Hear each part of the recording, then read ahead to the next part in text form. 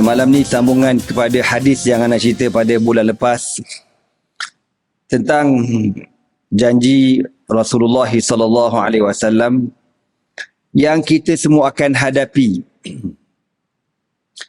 Iaitulah situasi apabila kita semua berhimpun di padang mahsyar ketika matahari turun di kepala kita sekadar sejengkal. Dan ketika itu manusia berlari mencari syafaat para nabi dan rasul alaihi wassalatu wassalam. Assalamualaikum warahmatullahi taala wabarakatuh. Alhamdulillahi rabbil alamin wassalatu wassalamu ala sayyidina Muhammadin wa ala alihi wa sahbihi ajma'in. اللهم علمنا ما ينفعنا وانفعنا بما علمتنا وزدنا علما وعملا متقبلا وارزقنا رزقا حلالا كثيرا واسعا يا أرحم الراحمين. اللهم إنا قد استودعناك بما علمتناه فاردده إلينا عند حاجتنا إليه ولا تنسنا يا رب العالمين. اللهم أخرجنا من ظلمات الجهل وأكرمنا بنور العلم وأحسن أخلاقنا بنور الحلم. وصلى الله على سيدنا محمد وعلى آله وصحبه وبارك وسلم أما بعد. Alhamdulillah, bersyukur kita kepada Allah Subhanahu wa taala kerana dengan taufik dan hidayahnya dapat sama-sama kita menunaikan salat maghrib secara berjemaah. InsyaAllah kita akan sambung kembali kuliah kita pada malam ini. Sebelum itu kita mulakan dahulu dengan bacaan Al-Asma'ul Husna untuk kita mendapat keberkatan daripada nama-nama Allah Subhanahu wa ta'ala insyaAllah. Qala Rasulullah sallallahu alaihi wasallam, Inna lillahi tis'atan wa tis'ina isman man ahsaha dakhala al-jannah. Sabda Rasulullah sallallahu alaihi wasallam, sesungguhnya bagi Allah Subhanahu wa taala itu ada 99 nama. Man ahsaha dakhala jannah. Barang siapa yang bilangnya dimasukkan ke dalam syurga Allah Subhanahu wa taala insya-Allah. Amin. Muslimin muslimat yang dirahmati Allah sekalian, malam ni sambungan kepada hadis yang Ana cerita pada bulan lepas tentang janji Rasulullah sallallahu alaihi wasallam yang kita semua akan hadapi. Iaitulah situasi apabila kita semua berhimpun di padang mahsyar ketika matahari turun di kepala kita sekadar sejengkal. Dan ketika itu manusia berlari mencari syafaat para nabi dan rasul alaihi wassalatu wassalam. Pertama sekali diorang cari Nabi Adam alaihi salatu wassalam, minta supaya Nabi Adam tolong berikan syafaat kepada kita. Maka apa kata Nabi Adam alaihi salatu wassalam? Nafsi, nafsi, diriku, diriku, diriku. Ya, Nabi Adam tak mampu nak tolong kita. Dengan sebab apa? Dengan sebab Nabi Adam kata, ini qad nahani an syajaratin. Nabi Adam kata, aku tak boleh tolong kerana aku ni dahulu Allah Ta'ala larang daripada memakan pokok larangan. Yang Quran sebut, wala taqraba hadhihi syajarah fatakuna minaz zalimin. Tapi Nabi Adam makan juga. Dan kita pun dah cerita dah benda-benda tu semua. Maka Nabi Adam tak boleh nak tolong kita. Maka kita akan berlari mencari syafaat Nabi yang lain. Setengah ulama kata jarak antara Nabi ke Nabi selama 500 tahun. Ya, bayangkan teruknya di padang mahsyar ni. Sebab tu hari akhirat ni dia tidak ada kesudahan. Kesudahannya syurga ataupun neraka. Dan bagi orang kafir, padang mahsyar itu lebih menyeksakan. Sehingga diorang minta supaya cepat-cepat dihisap dan dihumbankan masuk neraka. Sebab diingat mahsyar tu dah teruk sangat. Rupa-rupanya neraka lagi teruk. Lalu kita ni berlari mencari Nabi seterusnya, iaitulah Nabi Nuh alaihi salatu wassalam. Kita kata, ya Nuhun, ishfa' lana ila rabbik, hal tara ma nahnu fihi al-an. Wahai Nuh, tolong syafaatkan kami. Ala taraun ma nahnu fihi al-an. Kau tak nampak keadaan kita teruk sangat ni, tolong minta syafaat. Apa kata Nabi Nuh? Nafsi, nafsi, diriku, diriku. Aku tak boleh tolong. Nabi Nuh yang hidup selama 950 tahun. Berdakwah siang malam, pagi petang, berdakwah. Tak mampu nak tolong kita dekat padang mahsyar. Kenapa? Kau nak tutup kipas ni. Dia tak boleh tolong kita dengan sebab apa? Nabi Nuh kata, li'annani qad da'awtu bi da'watin. Kerana ketika aku hidup dahulu, aku pernah berdoa dengan satu doa. Nabi Nuh kata apa? Dia pernah berdoa dengan satu doa yang tak sepatutnya dia berdoa dengan doa tu. Apakah doa Nabi Nuh tu, tuan-tuan? Setelah berdakwah selama 950 tahun, akhirnya Nabi Nuh ni hilang sabar. Lalu dia kata apa? Rabbi la tazar 'alal ardi minal kafirina dayyara innaka in tazarhum yudillu 'ibadaka wa la yalidu illa fajiran kafara. Ya Allah, ya Tuhanku, jangan kau tinggalkan di atas dunia ini satu keluarga pun di kalangan orang kafir. Hancurkan semua ya Allah, kau tenggelamkan semua ya Allah. Innaka intazarhum, jikalau kau biarkan ada satu keluarga orang kafir, yudillu ibadak, mereka akan menyesatkan hamba-hamba engkau, wala yalidu illa fajiran kafara, dan tidak akan ada yang dilahirkan kecuali orang tu orang yang kafir, yang melawan kau ya Allah. Maka Allah Ta'ala makbulkan doa Nabi Nuh, lalu ditenggelamkan bumi ketika itu, habis semua tenggelam belaka. Yang selamat hanyalah, setengah ulama kata 60 orang ataupun 70 orang. Itulah yang selamat.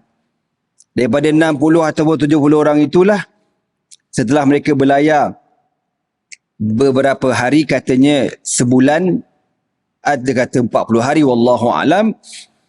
Lalu terdampatlah kapal Nabi Nuh di atas bumi, dan 60-70 orang ini turun ke tanah, dan katanya 40 orang. Ya, sebab tu ketika pengikut Nabi Nuh ni turun, diorang membentuk sebuah perkampungan dipanggil Qaryatu Arba'un atau Qaryatu Arba'in, kampung 40. 40 tu mana dengan sebab 40 orang yang hidup masa tu. Dan 40 orang itulah Allah Ta'ala cipta 40 orang ini bertutur dalam 40 bahasa. Maka Nabi Nuh kata di hari akhirat, aku tak mampu tolong kerana aku telah berdoa dengan satu doa yang tak sepatut aku berdoa dengan doa tersebut. Maka apa kata Nabi Nuh? Izhabu ila ghairi, izhabu ila Ibrahim. Maka carilah kamu Nabi Ibrahim. Sambungan kita pada malam ini. Fayatuna Ibrahim fayaqulun. Maka kita, tuan-tuan, akan berlari mencari Nabi Allah Ibrahim. Dan Nabi Ibrahim merupakan manusia yang pertama yang Allah Ta'ala memakaikan pakaiannya di hari akhirat. Kita ni dekat padang mahsyar semuanya bogil belaka, togel belaka. Yuhsyarun nasu yawmal qiyamati hufatan uratan ghurlan. Nabi kata dibangkitkan kita ataupun dihimpunkan kita di padang mahsyar dalam keadaan urad. Urad ni telanjang. Hufat, tidak berselipar. Ghurbalan, dalam keadaan tidak berkhatan, tidak bersunat. Maka manusia yang pertama yang dipakaikan dengan pakaian ialah Nabi Adam alaihi salatu wasalam. Cuma para alim ulama ada menyebutkan semua manusia di padang mahsyar ni telanjang, bogil, kecuali para nabi dan rasul. Para nabi dan rasul mereka dibangkitkan dengan keadaan memakai kafan mereka ala akfanihim. Jadi nak bagi tahunya, kain kafan Nabi dan Rasul ni tuan-tuan tak reput, tak dimakan di bumi. Maka semua Nabi Rasul dibangkitkan dengan kafan mereka, dan orang yang ataupun Nabi yang mula-mula dipakaikan dengan pakaian syurga ialah Nabi Ibrahim alaihi salatu wassalam. Kenapa? Sebab Nabi Ibrahim, Allah ganti bagi dia pakaian dia yang terbakar ketika dia jatuh dalam api. Kan? Pakaian dia terbakar, tapi badan dia tak tersentuh langsung di api. Ada setengah ulama kata macam tu. Wallahu a'lam. Maka apa kata kita besok di padang mahsyar? Anta nabiyullah wa khaliluhu min ahli al-ard. Wahai Ibrahim, engkaulah Nabi. Engkaulah diberi gelaran Khalilullah. Khalil, teman rapat Allah di atas muka bumi. Ishfa' lana ila rabbik. Wahai Ibrahim, tolong berikan syafaat. Tolong syafaatkan kami kepada Tuhan kau. Apa kata Nabi Allah Ibrahim? Inna rabbi qad ghadiba al-yawma ghadaban lam yaghdab qablahu mithlahu. Nabi Ibrahim kata, sesungguhnya Allah terlalu murka pada hari ini, dan kemurkaan Allah pada hari ini tidak akan berulang buat selama-lamanya. Nabi Ibrahim kata, aku tak boleh tolong, aku tak boleh beri syafaat. Kenapa? Kerana apa? Wa inni kuntu kadzabtu thalatha kadzabatin. Kerana Nabi Ibrahim kata, ketika aku hidup dahulu, aku pernah berbohong sebanyak 3 kali. Nabi Ibrahim kata apa? Dia pernah berbohong sebanyak 3 kali. Kita ni tuan-tuan, sejak balik maksudnya sejak kita ada dosa pahala. Tuan-tuan ingat tak berapa kali tuan-tuan kelentong? Ingat tak? Kalau dia angkat tangan, diingat, angkat tangan tu dah kira kelentong dah tuan-tuan. Saya ingat Ustaz, contoh. Saya ingat, nampak sangat dia kelentong. Kita sampai tak ingat dah berapa banyak kita kelentong ni, sebab memang kita kuat kelentong. Ya, lagi-lagi yang memegang kuasa ni lagi kuat kelentong tuan-tuan. Itulah realiti hidup kita pada hari ini. Nabi Ibrahim kata dia berbohong sebanyak 3 kali. Yang pertama, ketika Namruz, masa tu Namruz buat konsert Coldplay. Zaman Namruz dah ada Coldplay tuan-tuan. Lalu seluruh rakyat jelata diarahkan pergi tengok konsert tu. Pesta tu. Nabi Ibrahim tak pergi. Bila dia tak pergi, orang tanya, kenapa kau tak pergi?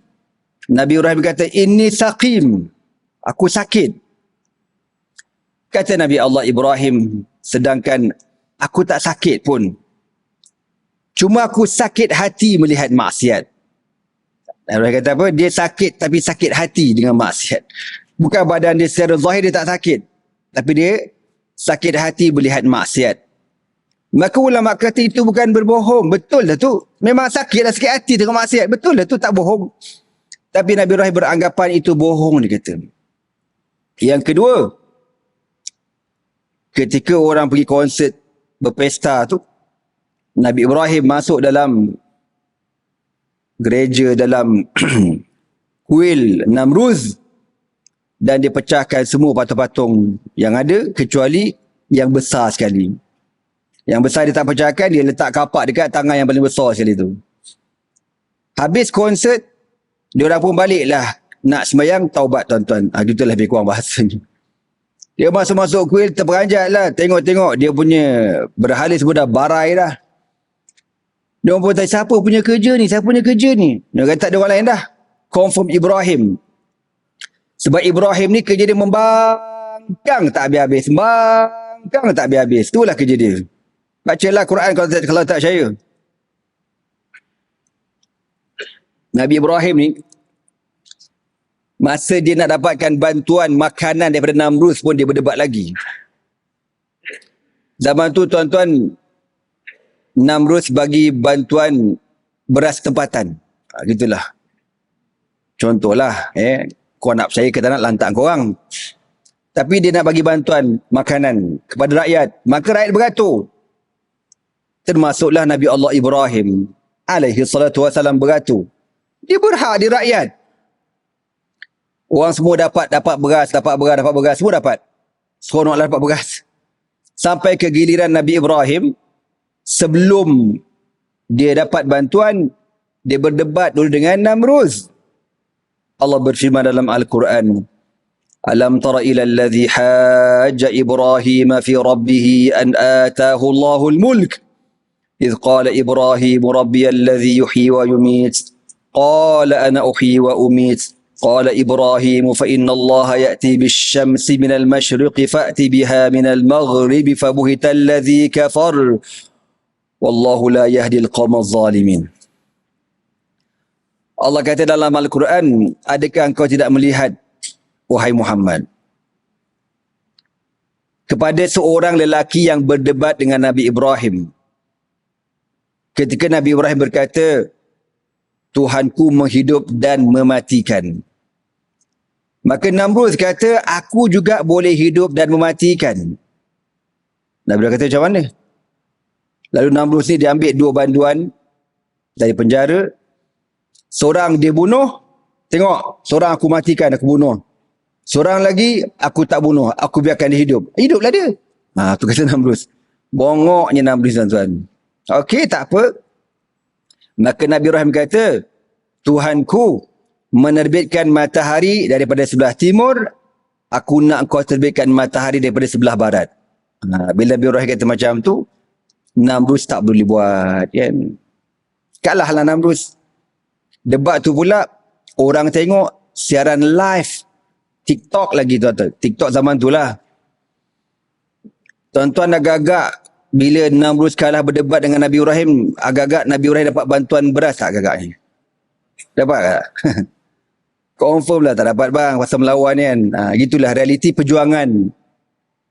Perjuangan Islam ni yang kita warisi ribuan tahun, tuan-tuan. Ribuan tahun. Kalau nak tahu perjuangan Islam macam itulah. Ya, bila kita lawan kezaliman, lawan benda yang tak betul, kita akan diugut, kita akan disekat bantuan, kita akan di macam-macam lah.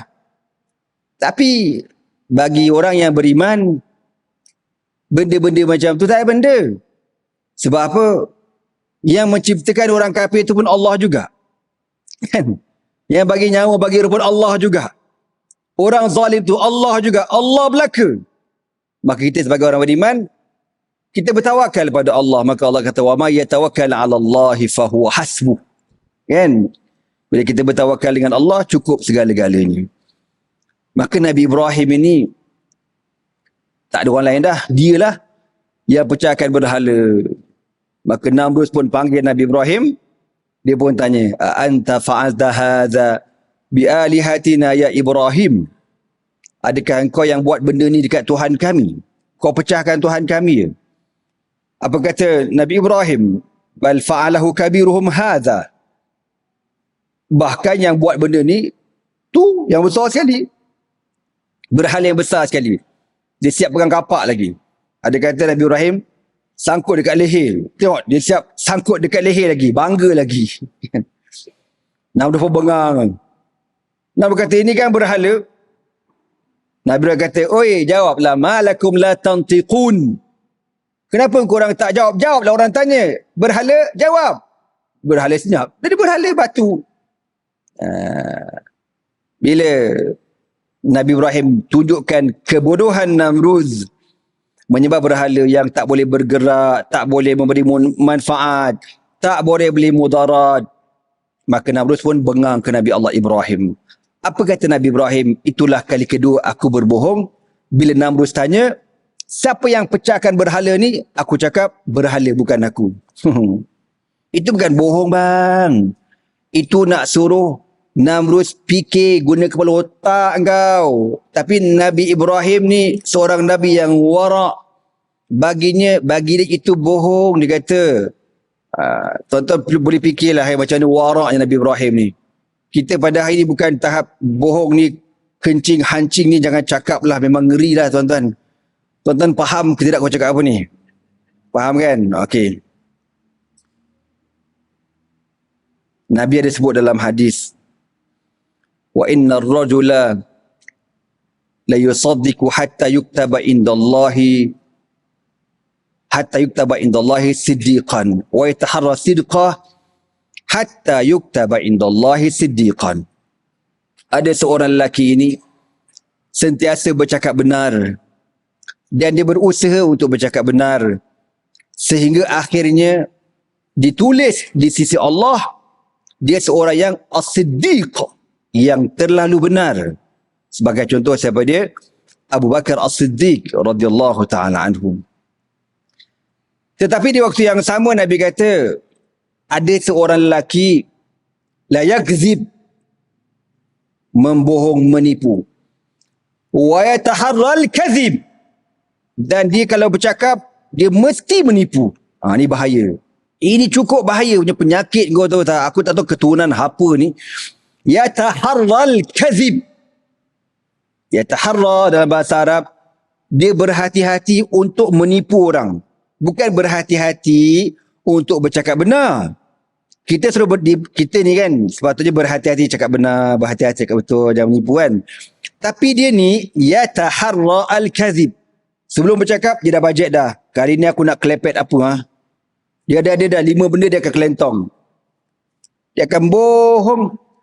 Maka Nabi kata hatta yuktaba indallahi kazzaban, sehingga lelaki ini dicatatkan di sisi Allah seorang pembohong. Na'udzubillah min zalik. Maka di zaman Nabi SAW ada beberapa orang yang mengaku menjadi Nabi. Antaranya Musailimatul Kazzab, Musailimah yang pembohong. Dan besok di akhir zaman tuan-tuan, na'udzubillah min zalik, kita akan berhadapan dengan fitnah Ad-Dajjal. Dajjal ni level pembohong paling tahap dewa punya. Gitu. Dia kalau orang menipu, dia panggil apa? Kazibun. Kazibun, nipu. Kalau suka menipu, kazab. Ada sabdu. Kazab. Tapi kalau ni dewa penipu, ambil kau.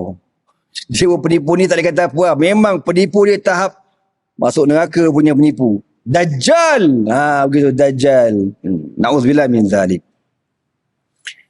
Na'udzubillah min zalik. Maka Nabi Ibrahim kata, itulah kali kedua aku berbohong bila Namrud tanya siapa yang pecahkan patung. Aku cakap patung tu yang pecahkan. Yang besar tu yang buat. Kali yang ketiga, ketika Nabi Ibrahim dihalau keluar daripada Babylon, Iraq, lalu dia menuju ke Mesir. Sampai di Mesir, Nabi Ibrahim terpaksa berhadapan dengan seorang raja Mesir yang zalim, yang merupakan Fir'aun zaman itu. Fir'aun ni tuan-tuan bukan seorang, ramai. Sebab tu dia ada jamak dia Fara'inah, Fir'aun. Zaman Nabi Musa tu tak tahulah Fir'aun yang keberapa. Tapi zaman Nabi Ibrahim dah ada dah Fir'aun. Dan Fir'aun ini, dia suka sangat dekat isteri orang. Dia cukup gila ke bini orang. Dia tak suka anak dara. Dia suka isteri orang. Maka Nabi Ibrahim kata dekat Sarah, ya Sarah la tukazibi hadisi. Wahai Sarah, kau jangan berbohong, ikut cakap aku. Apa dia? Kalau raja tanya kau siapa, jangan kau cakap engkau isteri aku, tapi kau bagi tahu engkau saudara aku. Cakap ana ukhtuhu, aku saudara kepada Ibrahim. Jangan cakap ana zaujatu Ibrahim. Kalau kata isteri Ibrahim, memang teruklah kau, masaklah kau nanti. Maka Sarah pun ikut cakap Nabi Ibrahim. Lalu dia masuk dalam istana ni tuan-tuan. Fir'aun raja ni, dia tengok Sarah ni cantik. Fakanat min ajmalin nisa'i zamaniha. Sarah ni merupakan perempuan tercantik di zaman itu. Maka raja ditanya, Apa hubungan kau dengan Ibrahim? Nabi Ibrahim dekat luar istana masa tu. Nabi Ibrahim kena tunggu dekat luar. Maka Sarah kata, ana ukhtuhu. Aku saudaranya. Ikut skrip lah. Aku saudaranya. Maka raja kata, kau bohong. Kau bukan saudara dia. Lalu raja ni pun bangkit nak peluk Sarah. Maka Sarah berdoa. Dia kata apa? Allahumma in kuntu amantu bika wa amantu bi rasulika wa ahsantu farji illa ala zawji fala tusallit alayya hadzal kafir faghutta hatta rakada bi rijlaihi. Sarah kata, ya Allah, sesungguhnya aku beriman kepada engkau, aku beriman dengan rasul engkau, dan aku tidak menghalalkan kemaluanku kecuali untuk suami aku. Jangan kau izinkan si kafir ini menyentuh aku, ya Allah.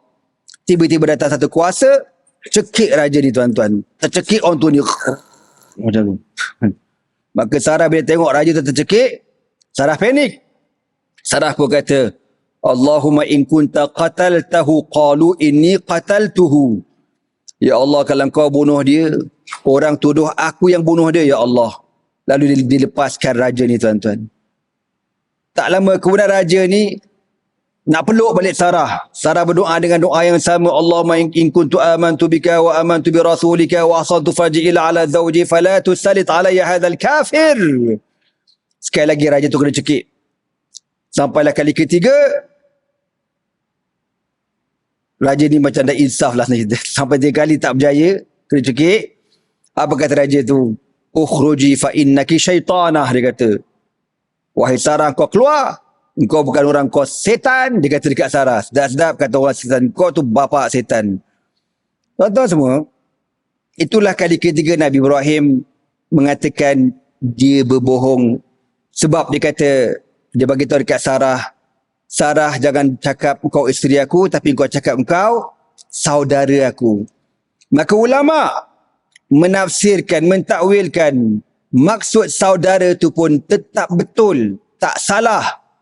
Mana saudara apa? Saudara seagama, saudara seislam.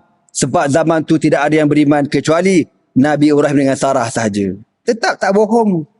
Tapi Nabi Ibrahim kata apa? Aku tak berani kerana aku pernah berbohong sebanyak 3 kali. Kamu carilah Nabi yang lain. Tuan-tuan bayang. Habislah kan. Bila kita baca hadis ni, macam kita ada lepas, boleh lepas tak besok kawan Masyarakat tu? Ada harapan lepas? Ada harapan? Confirm tak ada harapan. Kan? Habis tak tahulah macam mana. Wallahu'alam. Lalu kita pun lari mencari Nabi yang lain. Orang ramai kata, izhabu ila Musa. Pergilah kamu mencari Nabi Musa alaihi salatu wassalam. Fayatuna Musa. Maka kita ni tuan-tuan mencari Nabi Musa. Fayaqulun, manusia berkata, ya Musa anta Rasulullah. Wahai Musa, engkau pesuruh Allah. Faddalakallahu birisalatihi wa bikalamihi ala nas. Allah memuliakan kau dengan risalahnya. Dan kau boleh bercakap dengan Allah. Diberi gelaran kalimullah. Ishfa' lana ila rabbik. Ala tara ila ma nahnu fih. Wahai Musa, tolong berikan kepada kami syafaat. Kau tak nampak keadaan kami sekarang ni, wahai Musa? Apa jawapan Nabi Musa? Inna rabbi qad ghadiba al-yawma ghadaban lam yaghdab qablahu mislahu wa la yaghdab ba'dahu mislahu wa inni qad qataltu nafsan lam u'mar biqatliha. Nabi Musa kata, sesungguhnya Allah terlalu murka pada hari ini dan kemurkaan Allah tidak akan berulang buat selama-lamanya. Aku tak boleh tolong. Kenapa? Nabi Musa buat salah apa tuan-tuan atas dunia? Selama beratus tahun, mungkin 200, mungkin 300 ataupun kurang sikit daripada itu, Nabi Ibrahim buat kesilapan, Nabi Musa buat kesilapan apa?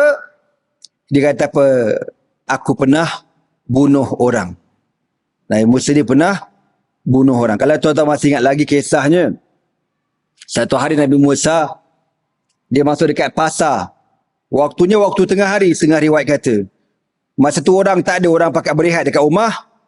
Tiba-tiba ada 2 orang. Seorang di kalangan Bani Israel, seorang lagi di kalangan bangsa Qibti. Qibti ni geng-geng Firaun. Lalu bangsa Qibti ni, dia bully Bani Israel ni. Dia bulilah, dia zalim Bani Israel ni. Maka Bani Israel kata, tolong bangsa Kipti ni buat ke aku. Nabi Musa alaihi salam bila tengok sebangsa dengan dia kena buli dengan bangsa Kipti, marahlah Nabi Musa. Nabi Musa pergi dekat bangsa Kipti ni. Nabi Musa kata, dia buat apa? Fawakazahu Musa faqada alaihi. Wakaza ni setengah ulama kata dia tolak macam tu.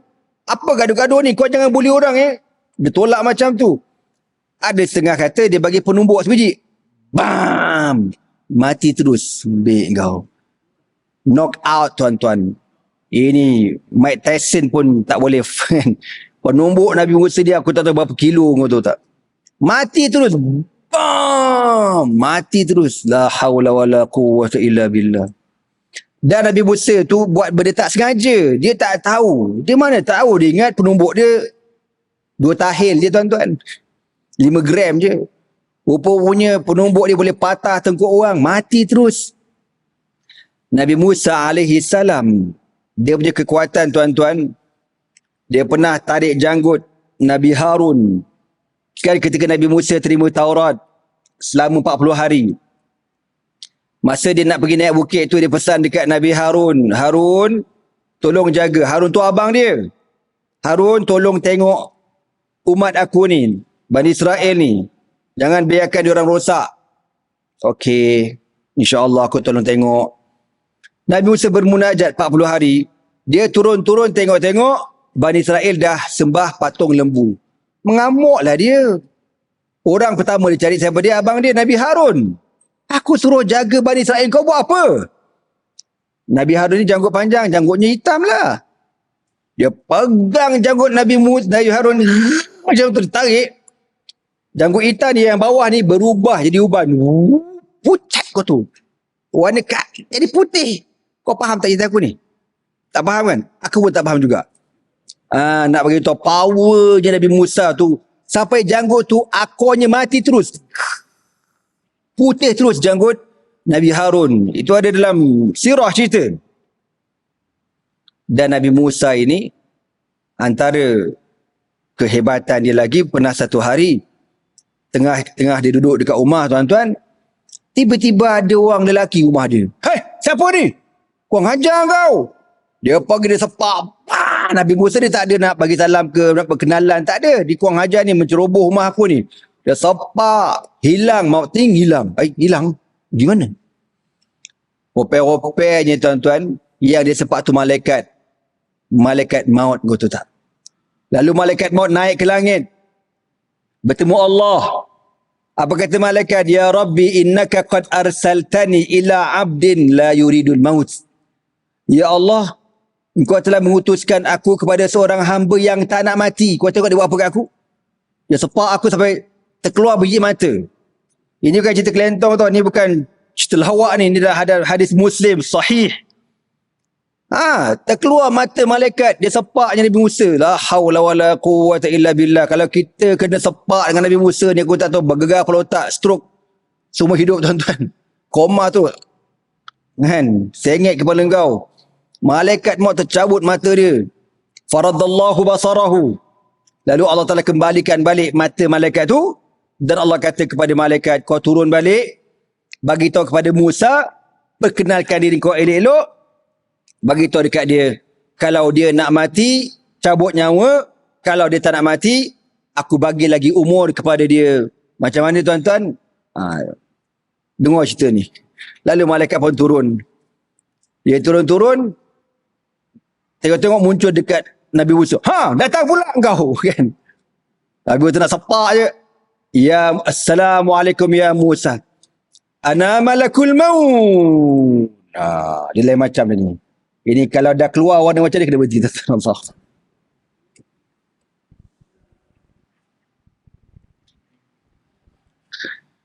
Lalu malaikat ni perkenalkan diri dia. Ana malakul maut. Aku malaikat maut yang Allah utuskan kepada engkau, wahai Musa. Maka Nabi Musa kata, dia minta maaf lah. Dia kenapa tak cakap awal-awal. Yang kali datang WhatsApp lah dulu. Contoh. Ni main turun dari mana lah aku tahu. Ingatkan penceroboh mana tu aku sepak tu. Maka aku kata malaikat, Allah menyuruh aku untuk mencabut nyawa engkau. Kalau engkau nak mati, aku akan cabut nyawa engkau sekarang.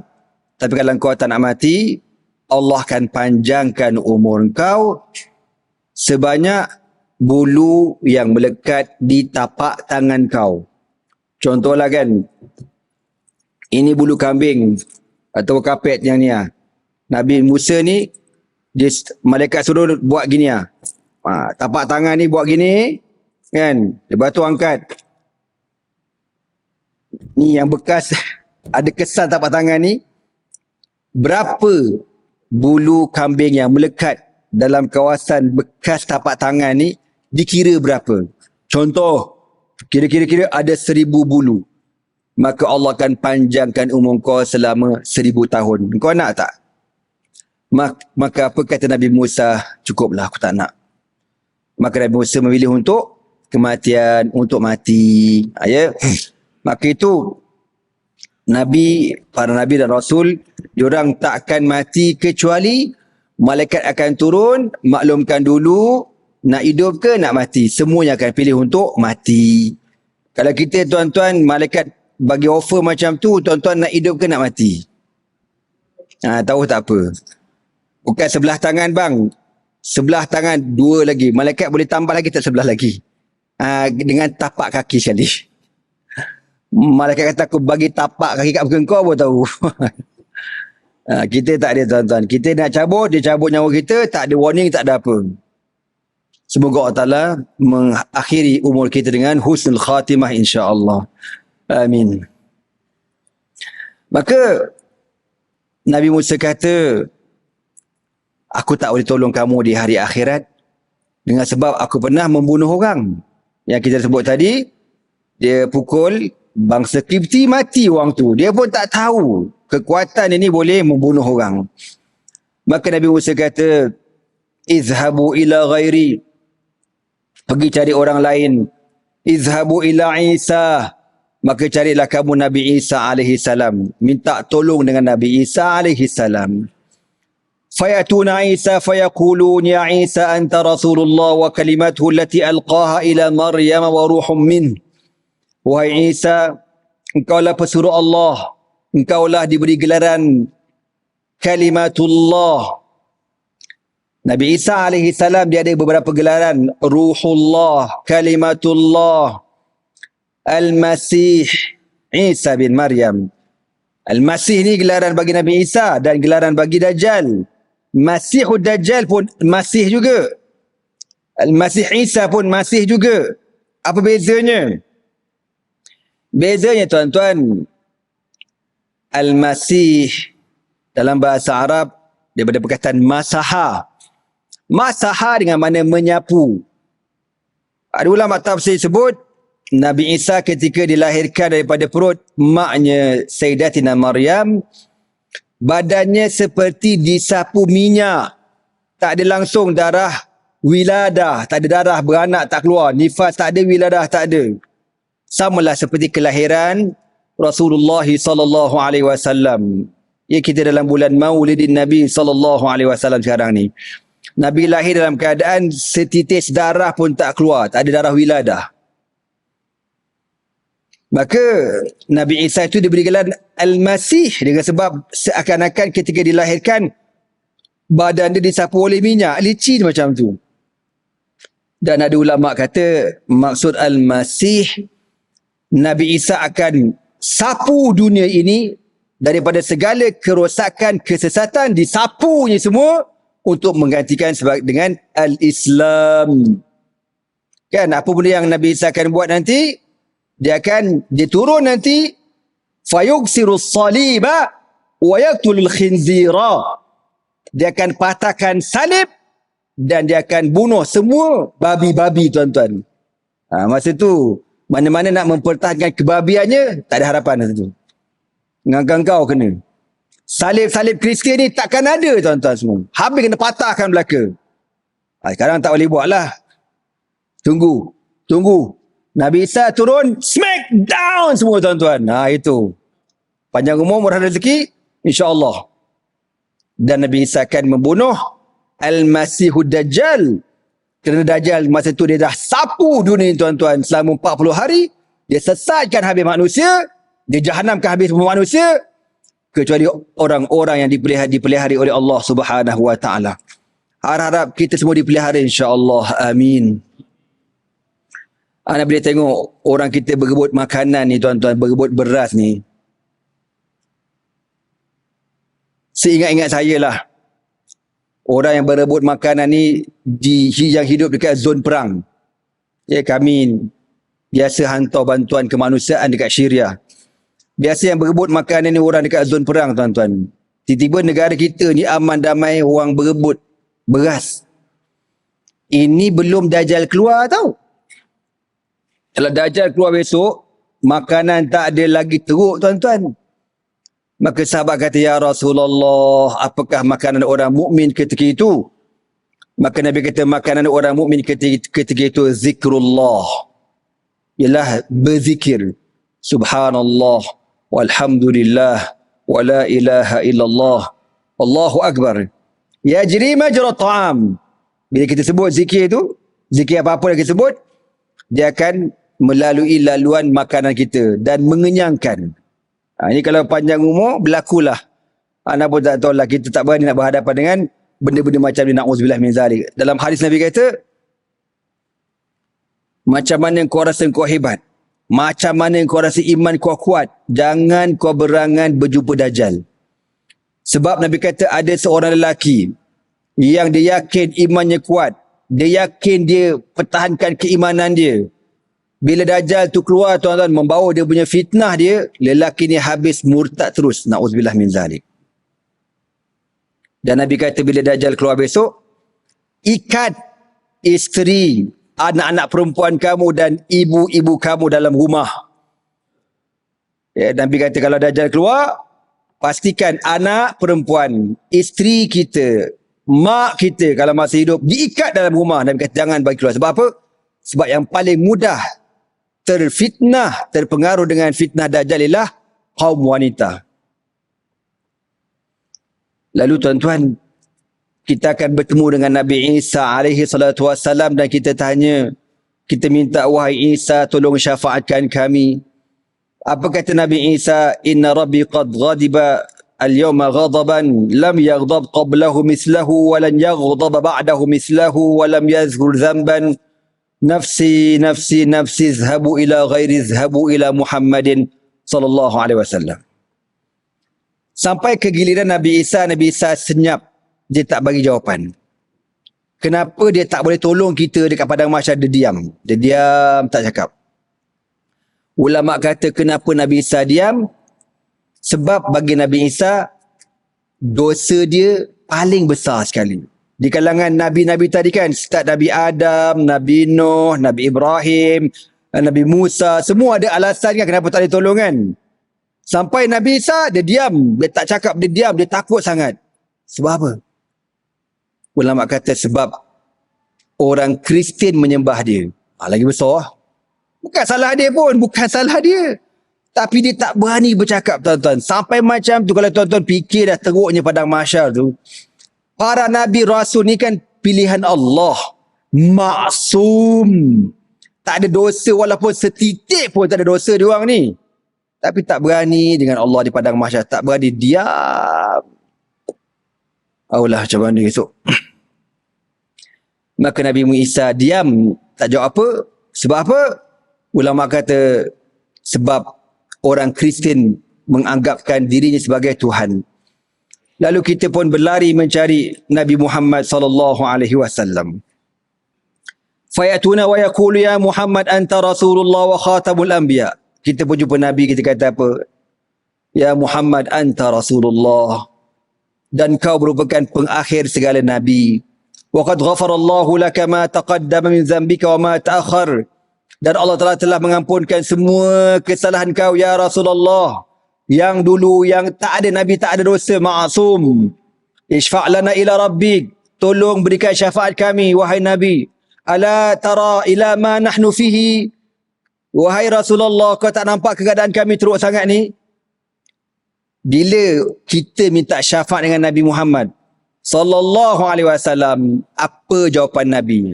Jawapan Nabi lain daripada yang lain.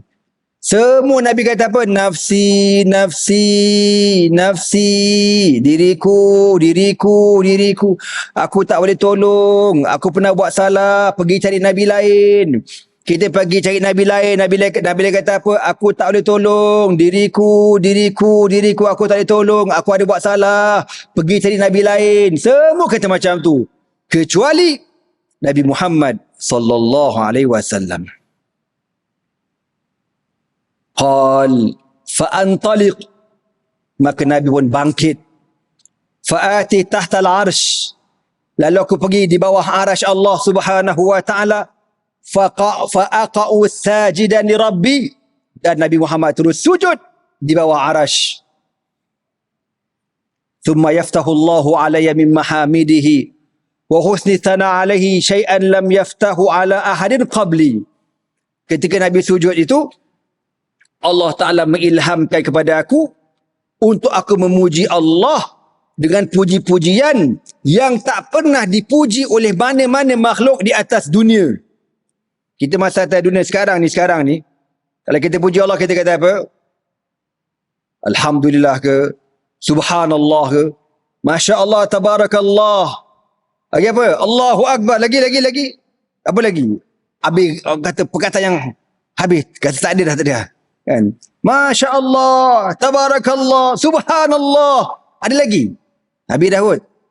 Tapi besok dekat padang mahsyar, Nabi kata, Allah ilhamkan kepada aku untuk aku memuji Allah dengan puji-pujian yang tak pernah dipuji di atas dunia. Lalu Nabi pun bertasbih, memuji Allah, memuji Allah, memuji Allah.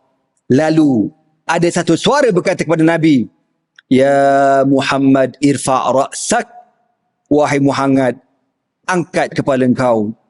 Sal tu'tah, mintalah engkau akan diberikan. Mintalah engkau akan diperkenankan.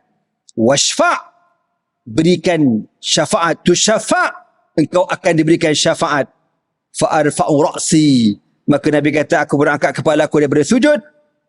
Fa'aqulu, lalu aku berkata, ummati ya Rabb, ummati ya Rabb, umatku ya Allah, umatku ya Tuhanku, umatku.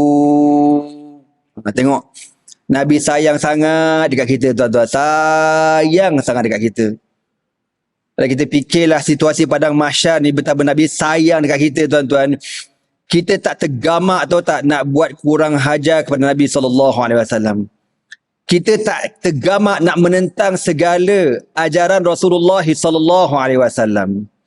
Kalau kita kenangkan, fahamkan betapa sayangnya Nabi dengan kita dekat padang mahsyar, kita tak akan berani buat benda-benda yang menyebabkan Nabi benci kat kita, tuan-tuan. Tapi dia kata macam mana?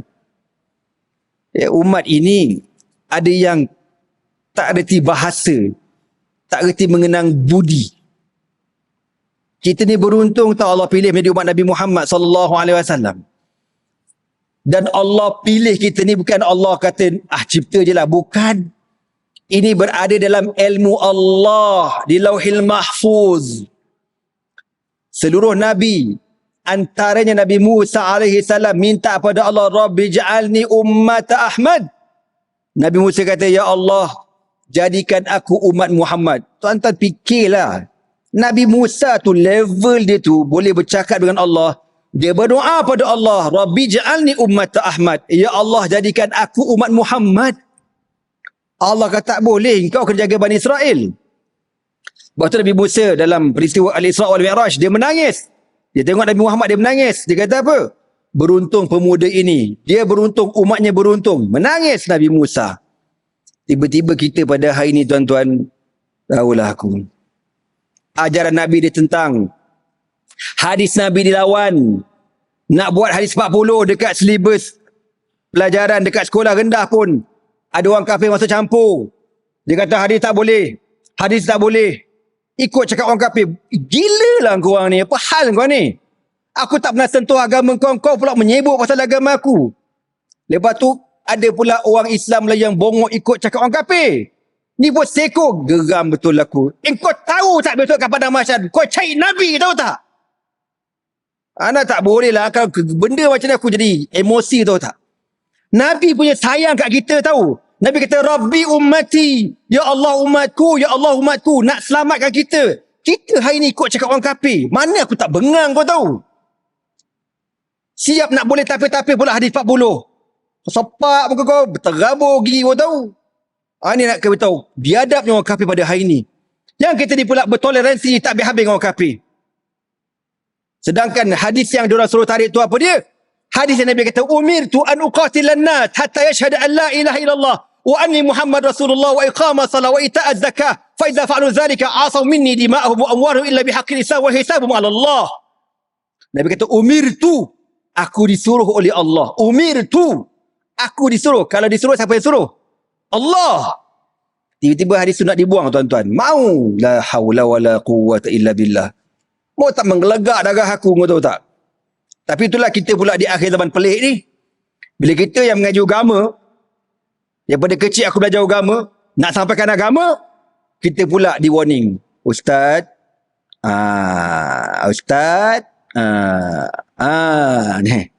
ni, kita di akhir zaman. Ini lagi kamera berapa? 3 kamera. Tu tak tahu kamera masjid lagi. Tapi kita kena ingat kita ada apa dia? Raqibun wa'atid. Tu. Jadi tuan-tuan, itulah realiti umat Nabi Muhammad sallallahu alaihi wasallam. Nabi sayang dekat kita. Dia minta Allah selamatkan kita. Rabbi ummati. Ummati ya Allah, umat aku, umat aku. Sayang Nabi dekat kita. Tapi tak tahulah. Anak cakap benda ni kenapa, tuan-tuan? Anak cakap dengan penuh hati anak ni supaya dirakam perkataan saya ni dan dapat dilihat di padang mahsyar besok. Ada buktinya di hadapan Allah Subhanahu wa taala. Ada bukti ya Allah di hadapan kau. Ada bukti ya Allah, ada bukti ya Allah. Bila besok manusia kena himpun, semua kena hisap, termasuk aku juga kena hisap. Anak akan ingat hadis ni dan Allah Maha ingat. Ini kau ada sebut benda ni.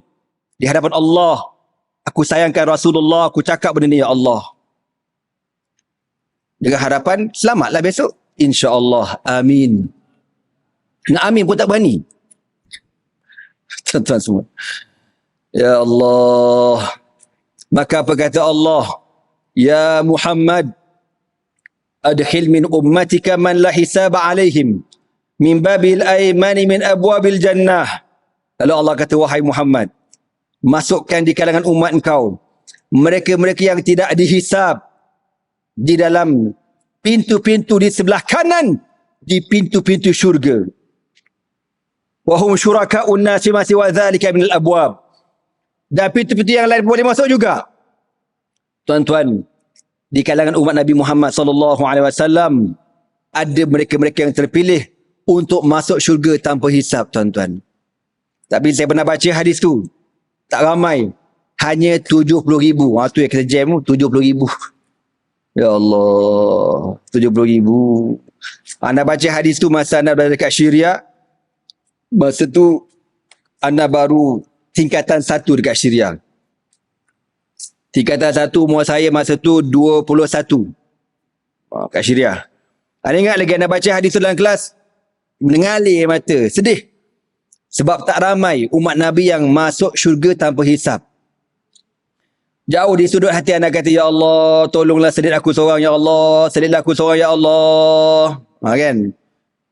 Tapi ada hadis yang lain mengatakan Allah buka kota lebih untuk umat Nabi Muhammad sallallahu alaihi wasallam. Harapan semoga kita semua ni, tuan-tuan, mendapat hisab yang mudah dan kita akan masuk juga tanpa hisab, insya-Allah. Amin.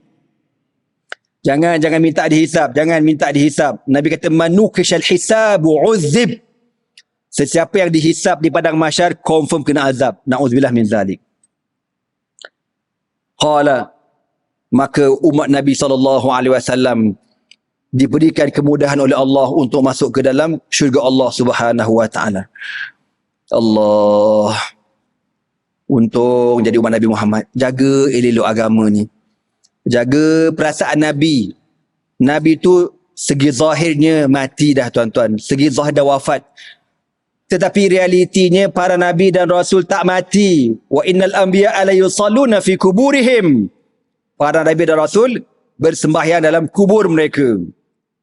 Dan nabi ni setiap kali kita berselawat Allahumma salli ala Sayyidina Muhammad, Allah akan hantar malaikat roh dihidupkan balik nabi untuk menjawab selawat yang kita selawat. Tuan-tuan fikirlah, berapa juta orang berselawat ke Nabi tiap-tiap hari. Maknanya Nabi tu memang tak mati, senang bahasanya. Ada di alam barzah, hidup, yurzaq di sisi Allah Subhanahu wa taala. Dan akhirnya kata Nabi, wallazi nafsi biyadihi, demi Allah yang diriku berada dalam kekuasaannya, innama baina al-masra'aini min masari'il jannati kama baina Makkah wa Hajar atau kama baina Makkah wa Busra. Nabi kata, demi Allah yang diriku berada dalam kekuasaannya, sesungguhnya dua gerbang pintu syurga macam ni kan. Ni pintu nak masuk masjid kan, dia punya gerbang dia ni kan. Ni dia punya jarak dia bersamaan. Nabi kata ma baina Makkah wa Busra, keluasan gerbang syurga ni antara Mekah dengan Busra. Busra dekat mana? Dekat Syria, dekat Syam. Berapa ribu kilometer tuan-tuan. Dia punya pintu gerbang, welcome to syurga, welcome to Jannah. Dia punya gerbang tu beribu kilometer. Ada ulama buat kiraan, dia kata ma baina Makkah wa Hajar, antara Mekah dengan Hajar. Ana lupa nak cek Hajar ni dekat mana. Lepas tu dia kata ataupun antara Mekah dengan Busra. Busra kita tahu sama ada dekat Syam Busra tu, ataupun tapi dekat Iraq dia panggil Basrah. Busra dekat Syam. Lalu dikira tuan-tuan, jarak antara Mekah dengan Hajar dan jarak antara Mekah dengan Busra sama dia punya jarak tu. Ya, contohlah kita kata 2000 km, bila diukur tuan-tuan sama jarak antara Mekah dengan Busra, Mekah dengan Hajar sama, lebih kurang 2000 km. Nak bagi tahu betapa benarnya perkataan Rasulullah sallallahu alaihi wasallam. Semoga Allah Subhanahu wa taala mengampunkan kita semua dan Allah Taala memelihara iman kita, dan semoga kita semua tuan-tuan di hari akhirat besok berhak mendapat syafa'atu Rasulillah sallallahu alaihi wasallam. Aqulu qawli hadza wa astaghfirullah li wa lakum. Wassalamualaikum warahmatullahi taala wabarakatuh. Subhanakallah bihamdika asyhadu an la ilaha illa anta astaghfiruka wa atubu ilaihi. Bismillahirrahmanirrahim. Wal 'asr innal insana lafi khusr illa alladhina amanu wa 'amilus solihat wa tawassaw bil haqqi wa tawassaw bis sabr. Allahumma innaka 'afuwun tuhibbul 'afwa fa'fu 'anna ya karim. Wallahu subhanahu wa ta'ala a'lam bis shawab. Takbir.